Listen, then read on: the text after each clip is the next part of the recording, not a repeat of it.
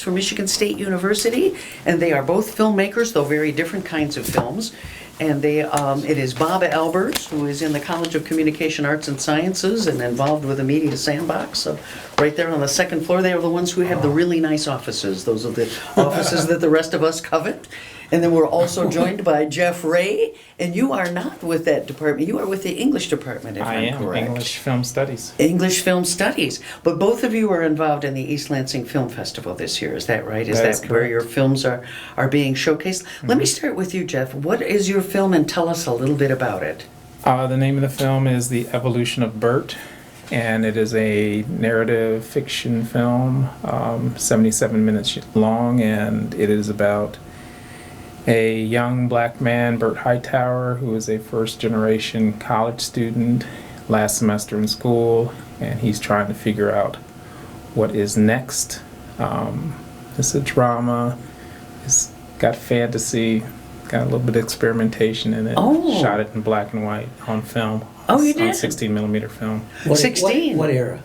What era? Is it contemporary? No, it is set in the late 90s, with the end of it contemporary, but so that's the story of it. And Bert finds himself, or he evolves. I'm not sure if he finds himself. He finds some things. Somebody graduating from college. He finds some things, but I'm not sure if he finds himself. Right. So how does he evolve? What do we want? How many years do we follow him?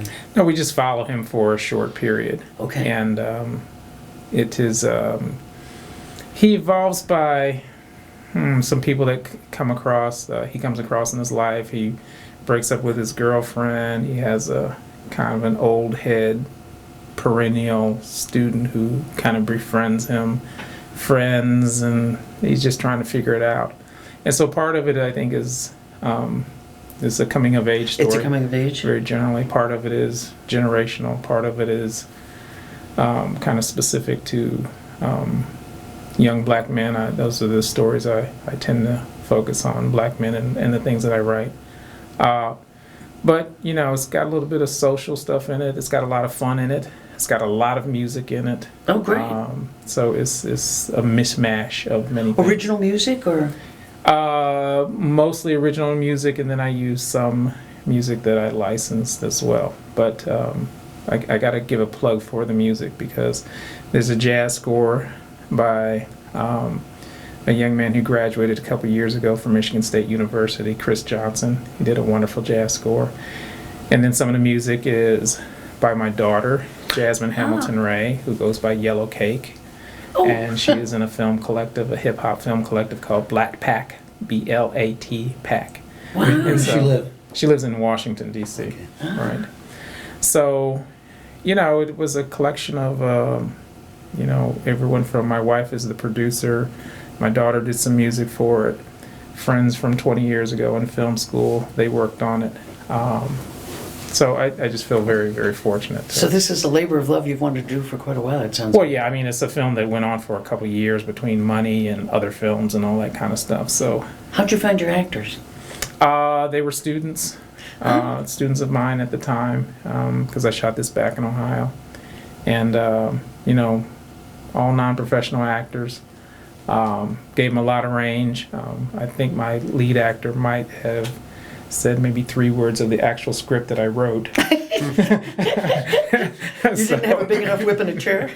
Nah. The thing I was most interested in is, I think in narrative film anyway, in any film, you're interested in catching a flow of any kind of film that you're doing. And so I wanted the actors to use language that was comfortable to them. Part of it was because I just wanted a story that felt very authentic, and another part of it was because they were not professional actors. And so it seemed to work very well. We seemed to catch a rhythm very well, and I think they did quite well. What was the genesis of your idea? Where did it come to you that you wanted to do this? Some of it is autobiographical. In that respect, that's part of it. But another part of it is that, at the time, teaching at Ohio University, where I shot it before I came here, and I get this a lot here as well, I'll have a lot of black students say to me, "You're the first black professor I've had." And so, Yeah. and so that means a whole lot of things. But what it meant at the time was that, you know, I was one of the younger professors. I was one of the hipper professors. Not anymore. The generation changed. I can vouch for that. And my colleague here can vouch for that. But and so as a result, and probably because OIU was a smaller school, I had a lot of black students coming to my office and just coming to our house, and just sometimes as refuge, sometimes to talk about things, and particularly a lot of young black men. And so I just got a lot of stories. You know, there's a scene in the film where Bert has an encounter with a professor that he thinks is racist, and that came from a story of a young man coming to my office and said, "Oh, professor, you know, this white professor won't give me this grade, blah, blah, blah." And so as I started talking to him, I said, "So how come what was the problem with this paper?" He said, "No, it was a great paper." And then the student told me, "Well, it was 3 days late." I said, "Well, bro, it wasn't about the paper. It wasn't about the professor. It was about you getting your work in on time." You know. So I kind of lifted that almost completely and used that in the film. But I just felt like it was a time in my professional life that I had a very unique access to a particular kind of student that I really miss, and I relish that. And so I just kind of went with the flow of what that generation of students were talking about to me. Might I ask if you've seen them, how long have you been at MSU now? 12, 13 years. So have you seen I think the number of minority students of broader experience has really kind of narrowed. Yeah, I think that's been the case. I think some of it has been the Prop 2 I agree. in Michigan. The MCRI. Right, and so, you know, as much as, you know, higher ed has tried to figure out a way around that, that's a pretty devastating kind of fence to get over in terms of students of color and things like that. You know, it's interesting. In my classes, I see a lot more minority students than I did 5 to 10 years ago. I don't know why that is. Well, I think it's a matter of, I think part of it is a matter of that many more, you know, minority students and students of color are getting engaged in things like film and communication and things like that. Specific areas, I think, might increase, while the kind of broad number has really, really, you know, suffered, I think.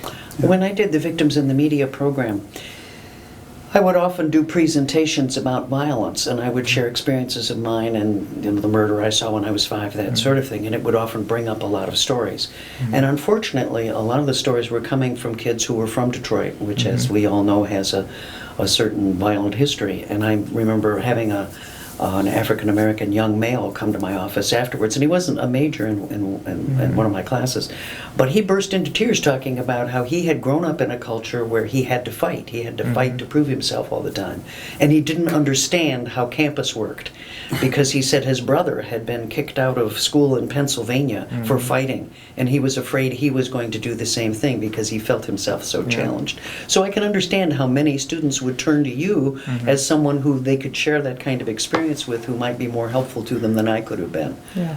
And I think that's really, I think in this era of Ferguson, we're starting to talk about some of these themes again more, and the challenge of what it means to be an African-American man. And we absolutely need to, and, you know, I would just hope we would talk about them when we don't need a Ferguson to talk about these things. So, you know, I mean, that... But where do we find the space for them? Sometimes it's through film, isn't it? Oh, absolutely. That's one of the great things about film, is that film can provide an entree into anything, absolutely anything. And so, you know, you have filmmakers who are, you know, good thinkers, and, you know, Bob's film is, if you see Bob's film, you're going to be talking about music for the next 3 days. I see. So that's what, I think that's the wonder of what film can do. I mean, I think we love it as makers of it, and we love it as being able to tap into these things that are in our head for years. But the great thing is that audiences don't have to be avid filmmakers in order to enjoy film. Right. Because we're trying to reach out to folks. And I think that that's what's really important. Would Spike Lee like your movie? Spike Lee would love my movie. It sounds. So would. It sounds like it. So would Robert De Niro. So would Meryl Streep. Yeah. We just have to make sure to get it to you. Oh, no problem. Good. Me and Spike are real tight. Bob, let me ask you a bit about your movie now. Yours Before is you a- do, he Yeah. won't blow his horn, but I will. Okay. His film got into the Chicago International Film Festival and played there last weekend, which is quite an honor. Excellent. Yeah. Excellent. Congratulations. Thank That's you. a big deal. Thank Wonderful. you. Now I have to pay Bob some more. You already did. So, Bob, tell us about your film. Well, mine is about the music store in Lansing that I think might be the most famous music store in the world. It's I agree. Elderly Instruments. Unique. Totally unique. It is. It's called Elderly Instruments, All Things Strings, and that's exactly what Elderly is, but it's way more than that. I got turned on to Elderly when I came here. I've been here 32 years, and I came here from a career as a classical guitarist. And, of course, I had to go check out Elderly, and I did. It's a pilgrimage, isn't it? Well, it is, and it actually is for a lot of people who actually make pilgrimages. Yeah. We have a guy in the film who's from Czechoslovakia who couldn't speak English. The guy with him could barely speak English, and they had come here because they were interested in the mandolin collection. And the guy was a luthier, so he had made a mandolin, and he wanted Stan Werbin, the owner of Elderly, to see it. But that's just an example. People come from all over the world, and as do great musicians who just happen to be in the area. They'll come from Detroit or Cleveland or someplace to go to Elderly. And I went there when I first got here because, actually I didn't know about Elderly then, because it's not a place you'd go to for classical guitar, even though they have a lot of really, really good classical guitars. That's a nylon string guitar. You play it with your fingernails. And you play Bach and stuff like that. And but it's not really known for that. Maybe it ought to be because they have great instruments. But I went there just because somebody turned me on to it. Said, you ought to check this place out. And I did, and I thought, whoa, this place is amazing. And it really and truly is amazing, because every minute of every day that I've ever visited there's good music being played. Yes. People pick up instruments and they play them, and some of them clunk around on it like most of us do, and some of them are incredibly good musicians. And then all of the staff, I think I'm accurate in saying that, all the staff are excellent musicians. Yes. And they have every kind of instrument, string instrument you can imagine, especially in the guitar, the ukulele, the banjo, mandolin world. And you can go in there and reach up and pick up a $200 guitar, a $500 guitar, a $5,000 guitar, Yes. a $10,000 guitar, a $20,000 guitar, and nobody says anything to you. Right. I've been in a lot of music stores over the years that I've been playing music, and almost without exception, if it's more than a couple of $100, it's behind glass, and you got to ask somebody to get it down for you, and they're going to watch you when you play it. And Elderly's not that way. I mean, Stan says he wants people to feel. Stan, the owner, says he wants people to feel like they're in his living room. They've come into his living room, and it kind of does feel that way. So that's what got me into it. And but it was a long time before then, and when we actually embarked on the trip of making the film. And I have to say that Henry Brimmer is a faculty member at MSU in design, and he's sort of a guitar aficionado. He wanted to learn to play the guitar. He discovered Elderly, and he suggested that we ought to make a film. And so that re-triggered my impulse. I thought about doing it 20 years ago, but anyway, that's kind of how it happened. The business there has changed so much with the internet. I mean, in addition to the showroom, there's this whole international opportunity for people to buy these classic instruments. I don't know the exact percentage, but Stan says that they make 75% of their revenues from online. It's sales. made a huge difference. But that's not the magic. No, it isn't. Of Elderly. No. And in fact, I can't even remember if we actually talk about it. We might say something. Stan might say something. I know he does on the DVD. There's a little bit about that. But for me, it was about what happens in the physical store, because Right. that's where the magic is. It's Well, you can incredible. walk in and see world-class musicians playing Without a these doubt. classic instruments. The old Telecasters and just a variety of different Yeah. things that are available there. Yeah. In the film, there's a $250,000 mandolin Ah, that Derek Smith, who's one of the main characters in the film, took us on a tour behind the scenes, and they had this place. he was managing there at the time, wasn't he? He was the manager. Yeah. Yeah. I think he's moved on. He actually went to MSU LCC and studying some music, I think. But he took us on a tour behind the scenes, and part of the tour was what they called a vault, which, when you think of a vault, you think of A bank. 12-inch thick Yeah. door that swings open very slowly, but it's not. It's like a closet. and that's the kind of door that It's like a seed vault.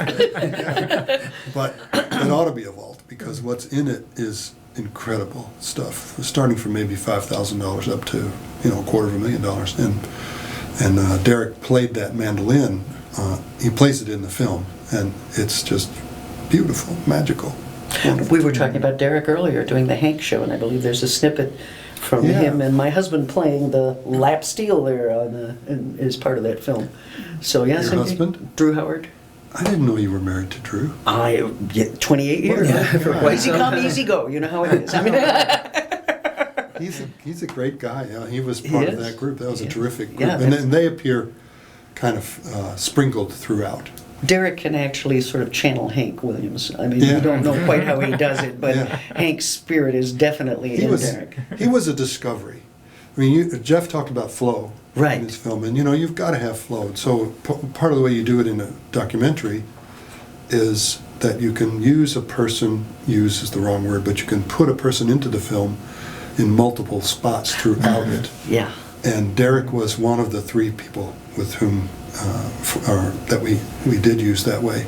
He's the thread. He's one of the threads. The other two are Stan, the owner, because Stan's really articulate and he's a little funky, and he comes across very warmly on camera. And his office is this chaotic mess of Yes. incredible stuff, including instruments and all sorts of musical and non-musical things. I mean, things that, as he says in the film, he says, "Oh, he pulls something off the wall," and he says, "Oh, that's stuck to the wall." I haven't taken it out in a long time. And then the other character that pops up throughout the film is Rob Bourassa. He's a guitar player from the Detroit area who is really versatile, plays a lot of swing, and he had a group with a cellist and a vocalist. And so, their music making was terrific. So I used them throughout too. So, Well, you can certainly have musical signatures when you're talking about elderly, because they have, Oh, yeah. amazing. No Were you doubt. able to capture their sort of psyche about treating everybody equally? I mean, because at Well, the beginning, guitarists can go in there and feel at home. Right. You don't feel intimidated. No, I think so. they're really good with people. They are, and there's a sequence of searching for a ukulele in the Oh. film, and the women who came in clearly couldn't play the ukulele very well, but they wanted a mid-priced ukulele, and Derek greets them in the showroom, and then he finds out what they're looking for, and he goes on this pilgrimage, or search, a really lengthy search, which we compressed, of course, but looking for a mandolin that would meet their Ukulele. needs, a ukulele that would meet their needs, and but he treats them just like he would someone Yes. who knew exactly what Yeah. they were doing and who knew and who wanted an expensive instrument. They do that. You're right. And they do have the ukulele group that meets on Saturdays Yeah. down in the basement, the Lansing Area Ukulele Group. And they add an H at the end just so they can call themselves Laugh, I think. I don't know that the H stands for anything, but...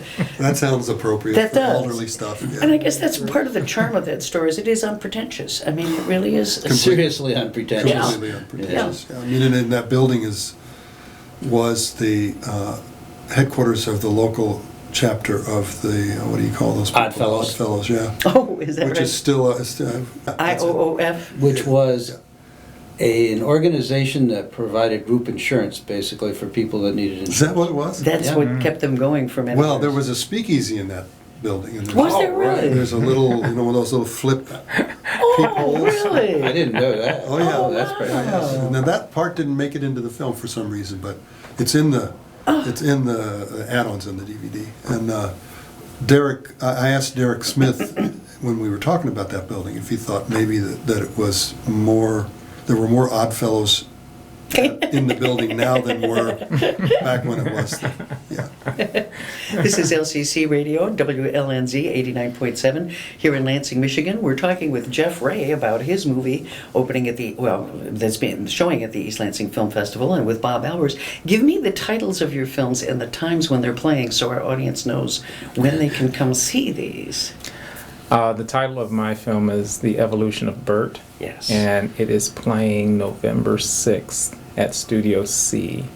And I want to say it's about 6 o'clock. Okay, Yeah. they're having that special indie series out at Right, Studio C. right. Mhm. And so that'll be, and what day of the week is that, the 6th? I think it's a Thursday.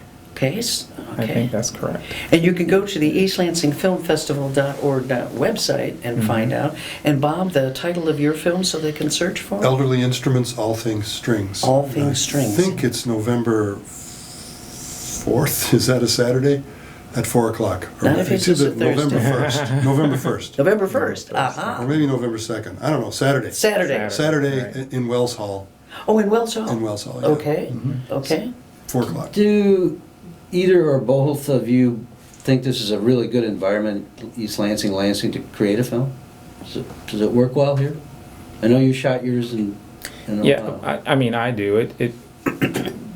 I'm an independent filmmaker, and so the thing that I always push with my students, and I practice it myself, is that you make films where you are. And I just think that's really important, because otherwise, to me, filmmaking is hard enough. You don't need any barriers. You don't need to say, I need to be here to do this, or I need to be there. So you make films where you are. There are stories where you are. There are some versions of Elderly Instrument wherever you are. And so I just think that that's really important. So this is a beautiful city. I mean, it's a very cinematic city. You have city, of course, and then 2 steps out, you have some country out there. Yeah. So all of those things and people, and I get 100 film ideas a day, so the ideas are not the issue. But there are many, many, many stories that could be made here if people, writers and filmmakers, will take the place seriously, I guess, and just do it. So I think it's really important to make films where you are. Bob, MSU, over the years, you've really been the go-to person for documentaries, for students who want to learn. Are we building more of a film culture here, do you think, on campus, that more and more students are understanding that they need to learn how to tell these stories visually and not just in words? We are. There's been a lot of growth in the film. And Jeff and I actually worked together on, he and I, how many years ago was it? 6 years ago? 6, 7. We decided that we needed to address this issue. Yeah. And we did it first in the fiction film area. We created a class that turned into a specialization, in which this year is going to turn into a minor. Oh. And then maybe a year after that, Steve Rackman, another English guy, a guy in the English department, and we did a study abroad in London together, which was oriented to documentary. It was filmed in Britain, but we did it as documentary. And then he and I thought, well, let's do the same thing. So we have created a specialization in documentary as well, which will become a minor in documentary. Oh, excellent. In 2015. And so in the academic sense, there's no doubt about it. We've created something that students embrace, and that the work that they do is really quite good. We just had, we just this past year for the first time got a spot, our own MSU spot, in the Traverse City Film Festival, which is Michael Moore's film festival. And Oh, that's great. that's a big deal. It is. Because it's really hard to get that now. U of M has had that for a number of years, and they don't do documentary, but they do fiction. They do film. fiction, right? And Michael Moore at the you can see this on our website, on the Media Sandbox website, but he at the Film Commission meeting up there this year said, I want to give credit to our friends from Ann Arbor, but I just saw these films from MSU, and he said, they are terrific. They're as good as anything you'd see from Columbia, from NYU, and we're really, really happy that those films are in our festival this year. And he's right, they are good films. And so there was one that Jeff and I worked together on that was from the fiction specialization, and then there was one from the documentary one. And that one is called Every 2 Minutes. It's about sexual assault. Yes, It's I a watched- very, very good film. Very good film. I A little watched too the long, piece but it's with a very good film. Tashmika Torak today. Mhm. Yeah, there's some really well done stuff in that really is important. And we had, the other one was called A Public Affair. That's the product of the fiction film Right, specialization. And then there was one from the Media Sandbox. Kids, a group of students took a road trip, Yes. to Austin to go to Right. the South by Southwest. And they stopped at nonprofits all the way down. Yeah. 4 or 5 different places, Indianapolis and Nashville and a couple other cities. They went at Ice Storm and all sorts of stuff. It was a real trek. It was. A real trek. Grueling. And it's a really interesting, compelling film. Yeah. It should be a little shorter too. A great road They all movie. should be. Yeah, and then there's some other much shorter works. Right. So the products are quite good. They're good enough to be broadcast. I mean, they've been broadcast on public television before. And so, yeah, in answer to your question, I think we've got something really special going here. that And we're gonna keep going. from the point where at least Bob and I started, I mean, when I think about a program, the quality has greatly improved. Yeah. The number of students doing quality work has improved. So I think Bob and I's thing is like the students will always lead us, and it's up to like administration to keep up with what the students want and what they're doing. So you kind of drag folks along, but if you listen to students, you hear what they want and you hear what they want to do, and you see what they want to put together. And so I think that was our philosophy from the start, and I over the years I think it's really grown and done quite well. I think has helped a lot is that by having YouTube and Vimeo out there where students can do short films and have them seen. Right. The problem was they could do good work before, but it was very hard for it to be seen by a fairly broad audience. But now you can be discovered from anywhere. I mean, you don't have to be Right. Ben Affleck hanging from ropes in The Broad to get noticed. I mean, Well, Bonnie, one of the things you and I have talked about a lot is Lansing is a community where if you want to do something, all you have to do is raise your hand. right. You can do it. It doesn't matter. There's nobody in your way. Like if you were in New York or Chicago, you got 10,000 other people wanting to do the same thing. Here, if you want to do it, raise your hand.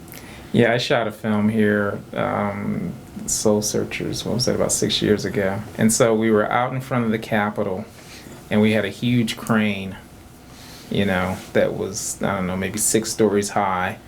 And so my wife, Tama, who's producing, is saying, and we're right across the street from the police station. Ooh. We have our permits, but my wife is like, okay, I know that these police are going to stop and, make us stop doing this. They just rolled by, said hi, that kind of thing. And we both just said, if we were in New York trying to do Oh, this, God. it would be very, very, very difficult. But I think folks are really excited and supportive around here. And so that's what I've always found with, we've done 3 films here, yeah. I hate to get into the East Lansing Ann Arbor battle, but when I look at what comes out of East Lansing, I mean, we have really some of the top authors who've ever come out of. U of M doesn't have a roster similar. There's something about just here being able to just go out and do it until you get good at it. It's a fertile ground. It is. Another thing that's unique is we have 2 film festivals. Yes, we We have do. a The Lansing one Capitol. and an East Lansing one. Yes, And East Lansing Film Festival, I- Capital City Film Festival. one of my claims to fame is that when Susan Woods came here, she called me up, or actually, her husband is the chair of my department. Yes.